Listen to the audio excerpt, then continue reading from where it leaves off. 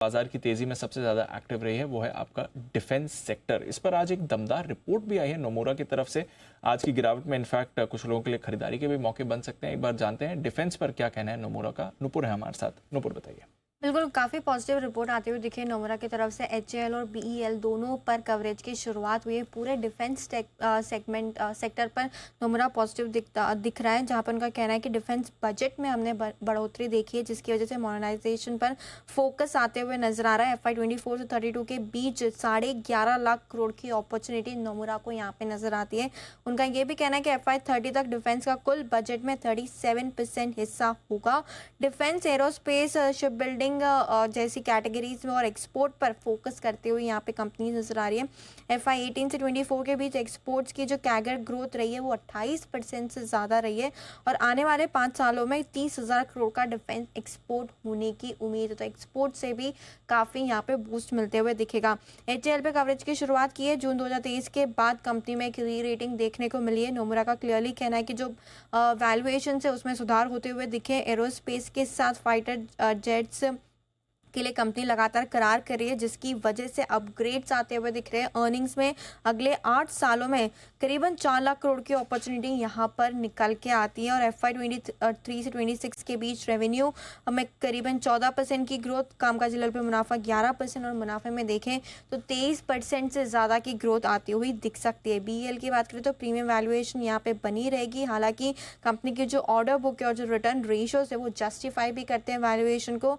Better return ratio से अच्छे margin profile की भी उम्मीद है। रेवेन्यू में करीबन 16%, कामकाजी लेवल पे मुनाफा देखे तो 18%, मुनाफे में 22% की कंपाउंडेड ग्रोथ यहाँ पे लेके चल रहे हैं। मजबूत ऑर्डर पाइपलाइन है। 75,000 करोड़ तक की ऑर्डर बैकलॉग यहाँ पे ऑलरेडी है। रिटर्न रेशियोज यहाँ पे इंप्रूव होते हुए दिख रहे हैं, जिसकी वजह से नोमुरा ने एचएएल पर इनिशिएट किए बाई की रेटिंग के साथ 4,750 रुपये का लक्ष्य दिया है और बीईएल में बाई की रेटिंग के साथ 300 रुपये का बड़ा लक्ष्य यहाँ पे आते हुए दिखा है। राइट, तो कुछ बड़े टारगेट्स आ रहे हैं और सुबह हम इन स्टॉक्स के बारे में बात भी कर रहे थे। एचएएल भी रेडार पर था, बीईएल भी रेडार पर था, बाकी भी डिफेंस स्टॉक्स में अच्छी मूव आ रही है। आज ऑफ कोर्स डिप मिला है, बट बीईएल पर भी नजर रखिए। बाकी बाजार के मुकाबले उतनी बड़ी गिरावट नहीं आ रही है इसमें और एचएएल तो ऑफ कोर्स एक स्टार रहा ही है। एक बार जैन साहब से भी सारे डिफेंस स्टॉक्स पर राय ले लेते हैं। जैन साहब, गिरावट में आज मौका दिख रहा है डिफेंस के लिए या थोड़ा और करेक्शन का वेट करें? क्या राय बनती है आपकी सर? थोड़ा सा वेट और करना चाहिए, बट सर्टेनली कुछ स्टैगर्ड बाइंग की जा सकती है।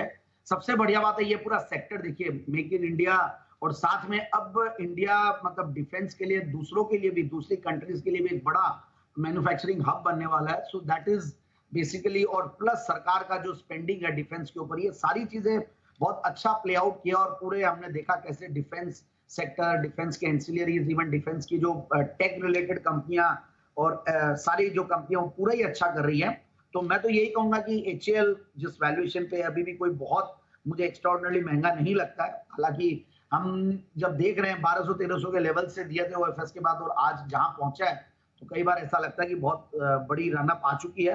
बट ये मुझे ऐसा लगता है कि यहाँ से स्टैगर्ड वे में बाइंग करनी चाहिए और थोड़ा सा अगर ये 3500-4000 की रेंज रहती है तो थोड़ा सा सेफर हो जाता है, क्योंकि मार्केट्स थोड़े से वॉलेटाइल है और पोल के लिए मतलब इलेक्शन पोल के रिजल्ट्स है, तो उसके पहले थोड़ा जब हल्का होता है। हमको एक चीज और देखनी है, 21,800 850 मुझे लगता है यहाँ पे निफ्टी सपोर्ट लेगी। तो हो सकता है यही स्टॉक्स वापस से जल्दी से बाउंस बैक करे। जो आपने भी कहा उतना फॉल नहीं आया, तो सर्टेनली स्ट्रेंथ तो है और एपिटाइट है मार्केट की। तो बीएल है, बीडीएल है, जीआरएससी है, ऑलमोस्ट जितने भी डिफेंस स्टॉक्स हो बहुत बढ़िया लग रहे हैं। सो आई डोंट फील कि जिन्होंने इनको होल्ड कर रखा उनको पैनिक करके कोई भी एग्जिट या प्रॉफिट बुकिंग अननेसेसरली करनी चाहिए।